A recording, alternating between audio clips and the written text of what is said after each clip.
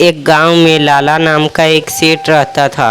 वह बहुत ही कंजूस था। उसके पास कोई भी नौकर ज़्यादा दिन तक नहीं टिकता था, क्योंकि वह काम में रखने से पहले वह नौकर के पास 3 शर्त रख देता था, जिसको कोई भी पूरा नहीं कर सकता था। एक दिन मदन नाम का एक लड़का उस सेठ के पास काम मांगने आया। फिर वह सेठ से बोला, मुझे काम की बहुत ज़रूरत है, क्या आप मुझे काम दोगे? तब सेठ बोला, ठीक है, मैं तुम्हें काम पे रख लूँगा, लेकिन मेरी 3 शर्तें हैं। कौन सी 3 शर्तें? पहली शर्त ये है, तुमको दिन में या रात में मैं जो भी काम कहूँगा वो तुम्हें करना पड़ेगा। दूसरी शर्त, तुम्हें दिन में बस एक ही बार खाना मिलेगा। और तीसरी शर्त, अगर तुम खुद काम छोड़कर गए तो तुम्हें मुझे 1 साल का पैसा देना होगा। मदन को दूसरी जगह काम नहीं मिलता है, इसीलिए वह इस सेठ के शर्त को मान लेता है।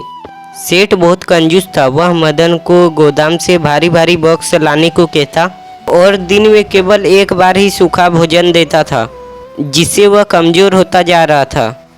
कुछ दिनों तक ऐसा ही चलता जा रहा था। एक दिन सेठ की बीवी मदन को बहुत कम रोटी देता है। मदन ने बोला, इतना काम करने के बाद इतना कम भोजन? तब सेठ ने बोला, तू काम ही कितना करता है। कुछ दिनों बाद मदन सेठ से परेशान होकर नौकरी छोड़ने को कहता है, को शर्त याद दिलाता है। फिर मदन अपनी माँ के कंगन को बेचकर सेठ को पैसे देता है और गांव लौट आया। गांव आकर मदन बहुत रोने लगता है। फिर उसका दोस्त उसके पास आता है। तब उसका दोस्त उससे परेशानी का कारण पूछता है। तब मदन सारी बातें अपने दोस्त को बता देता है। तब उसका दोस्त रमेश पूरी बात जानने के बाद सेठ का पता पूछता है और मदन को चिंता नहीं करने को कहता है।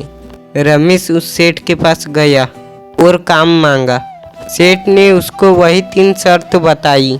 तब रमेश बोला, सेठ जी, मैं तो आपकी 3 शर्त मानने के लिए तैयार हूँ, लेकिन आपको भी मेरा एक शर्त मानना होगा। यदि आप मुझे नौकरी से निकालते हैं तो आपको मुझे 1 साल का पगार देना होगा। सेठ ने बोला, चलो ऐसी नौबत नहीं आएगी। रमेश कुछ दिन तक काम करता रहा। एक दिन सेठ रमेश को बोला, रमेश, गोदाम से एक बॉक्स लेके आओ, उसके बाद ताला लगा देना। रमेश सेठ को सबक सिखाने की सोची। उसने बॉक्स निकालने के बाद ताला नहीं लगाया, जिससे उसकी सारी बॉक्स चोरी हो जाती। सेठ ने अगले दिन रमेश से पूछा, गोदाम में ताला क्यों नहीं लगाया था? सेठ जी, मैंने ताला तो लगाया था, शायद चोर ताला भी तोड़ कर ले गया। एक दिन सेठ की पत्नी ने रमेश को लकड़ी का गट्ठर लाने को कहा। लकड़ी लाने के बाद रमेश ने पूछा, मालकिन, यह लकड़ी का गट्ठर कहाँ रखूं? तब सेठ की पत्नी गुस्से में बोली, मेरे सर पे रख दो। फिर रमेश लकड़ी के गट्ठर को सेठानी के सर पे रख देता है।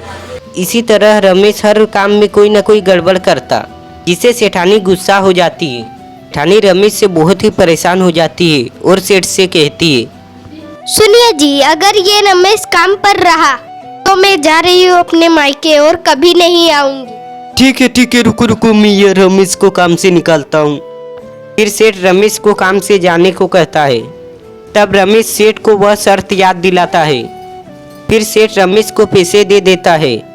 तब रमेश सेठ से कहता है कि वह अपने दोस्त मदन का बदला लेने यहाँ आया है। रमेश सेठ से मदन का भी पैसा मांगता है। फिर सेठ मदन के भी पैसे दे देता है और रमेश उसके बाद गांव चला आता है। रमेश गांव आकर अपने दोस्त मदन को पैसे देता है। तभी मदन अपने दोस्त को बहुत बहुत धन्यवाद देता है और वह अपने माँ के कंगन के पैसे अपने माँ को दे देता है और वह अब खुशी खुशी रहने लगता है।